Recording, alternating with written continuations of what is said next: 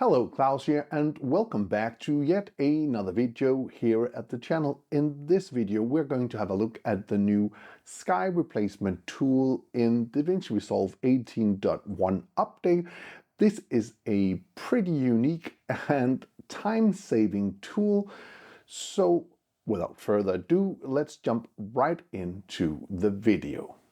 Okay, so let's get a look at how to use the new sky replacement tool in DaVinci Resolve. So we're going to use this clip right here because this has a pretty dull skyline and we're going to fix that. So let's just jump into the color page and first up, let's find the sky replacement. So if we go up here in the library, we can just type in sky. And we have our sky replacement tool, and we can just drag this in here. Because I think it's pretty clever not to put it directly onto the note, because then you're going to lose all of the inputs in here, and you're going to need those. So either we can just put it in here, pushing the shift and let go. So now we have it in here. And for now, we're not going to worry about it at all, because first off, we need to tell the sky replacement tool here where the sky is. So we're going to go to the first node in the original footage here. And I'm just going to zoom in, close down the media pool so I have a little more space here. So, and then we're just going to take a qualifier, and I'm going to take the 3D qualifier here, and I'm just going to run over the sky here so we get some kind of a white black here. If you are or want to see what you're doing, you can go up here and push this magic van icon and you can change the look of it right here. So overall this is good, but I can see that the sky and the shirt are having the same color, so that's going to give us a little bit of a problem later on. However, we can fix that pretty easy. I think the key is okay. However, we can fix the shirt issue pretty fast actually. Just by adding in a mask. I'm just going to do that super fast here. So let's just put in a mask around here. And just for the sake of it, let's go into the tracking. And I'll go to the beginning here. I think that would be fine. I'm going to go to frame, put in a keyframe. I'm just going to run through this pretty fast. So let's just move this up a little bit. And here we want it a little bit down, a little like that.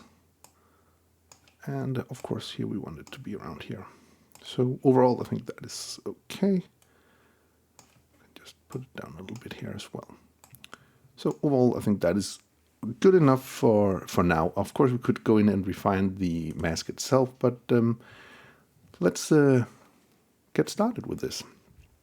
So I'll just go over here.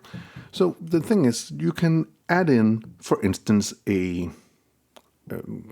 stock sky, whatever, or you can generate your own. So I'll just quickly, if I go up to the media pool, show you how you can add in a sky from the stock footage. So we have this here. I'm just going to drag that in directly from the media pool, and that's going to do a matte.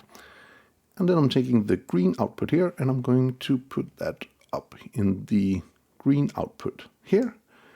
And now nothing is happening, and that's because I need to take my mask and put that into the sky replacement, and I do that by taking the blue output here and putting it into the top blue output here. So here we have that.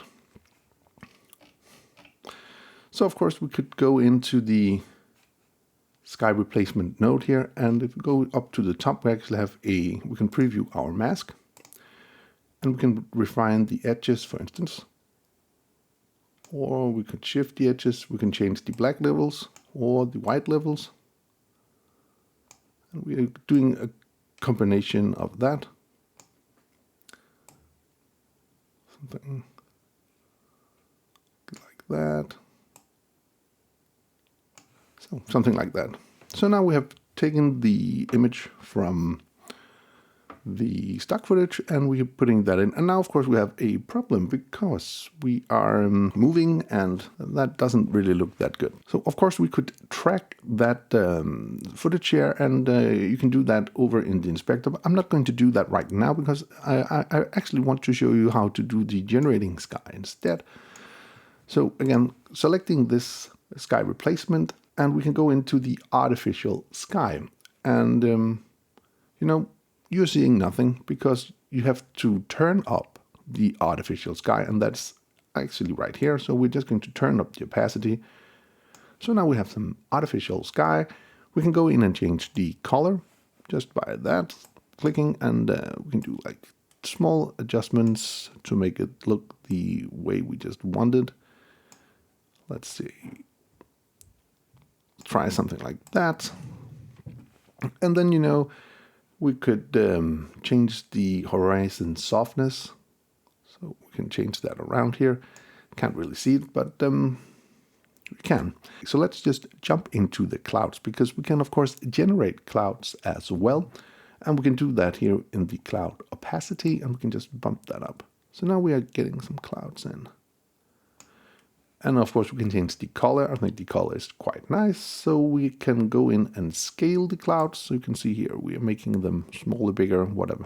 In this case, I want something like this, I think. And then we could go in and change the shape of the cloud. So it's not going to be the same, something like that. We also have a cloud tilt. And that's, of course, tilting the stuff here. But I think it was okay where it was. So we have the cloud fill, and that is how much of the screen we want the clouds to be. 0 being none, and all the way up being a lot. So we will find the nice middle ground here, I think. Then we have a contrast, so we can go in and just change the contrast slightly to make them look a little more nice, something like that. And then we have a cloud time, and that is how the clouds are moving over time. I'm not going to mess around with that at all. Then we have a brightness hotspot, and that is if you want to introduce something like the sun. I think normally I wouldn't use this, but for this example, why not? Let's just add in a sun. Here we can change the position. So we're going to have a sun over here. We can again change the color to be more yellowish.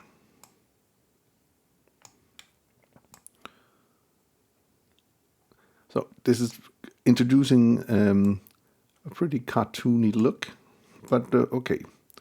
For this example, that'll be just fine. I think normally I wouldn't use this, but for this example we are going to. So we can also change the size of the hotspot here. So we don't want that to be huge, and it also have a sharpness, so we can make it very sharp or a little more like this. And now we come back to the tracking actually.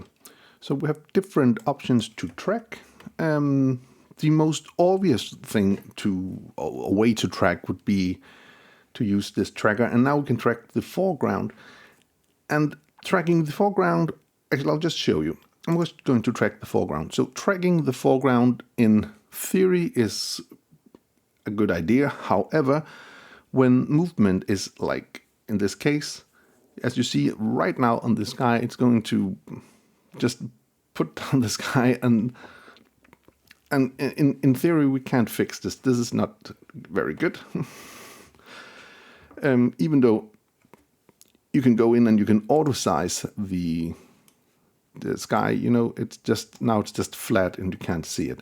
So a better way to track this actually is to go in here and track original sky. So I'm going to track the original sky like that.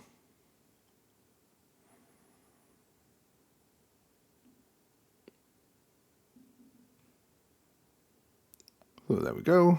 It's tracking pretty fast. And then, you know, I'm just going to redo the position and the size I did before. And now I'm going to auto size for motion. And that's going to remove all of the black lines and stuff in the sides, and it's also going to make the clip look like this. So now the effect of this is way better because the sky is now following the movements, which I think is kind of nice. So we could still do a better job in the masking department. So let's just go in here and we can go in and just change the black level just a little bit, like that. Going to drag down the white levels.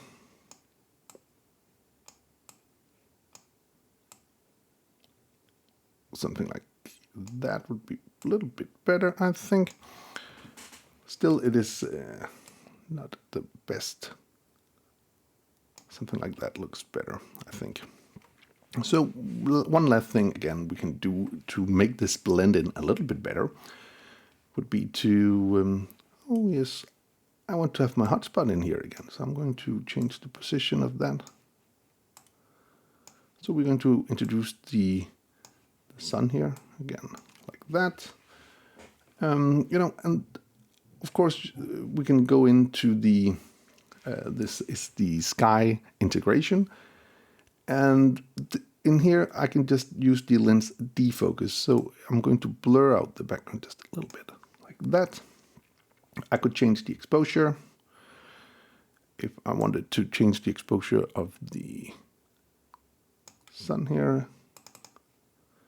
Also, you could do a little bit of color grading to this as well. Of course, you can do that by just adding in another node, but anyway, we can do some foreground appearance, and if I click here, I can go in and I can change the brightness. In this case, I don't want to change the brightness, I want to something like that. I can change the saturation and the temperature. Maybe something like that, and then of course I have the tint. I can change a little bit, something like that. And then the last thing we have here is the global blend, and that's just, we can blend this with the original footage. So if we go all the way down, we're taking away the thing we did. And then you can kind of just blend it in a little bit. So maybe something like here, maybe like that, something like that, and we have this little shot. So I think this is a super nice, amazing tool inside of the new update of DaVinci Resolve 18.1. And, you know, this is a cool tool. And, you know, it could have saved me a lot of time in the past when doing sky replacements. Anyway, I do hope you found this little video useful. If you did, please hit that subscribe button, give the video a like, share it with your friends if you think it would help them out, and if you want to be notified every time there's a new video on this channel, please hit that bell icon down in the corner. Until next time, keep filming, keep learning, and keep sharing.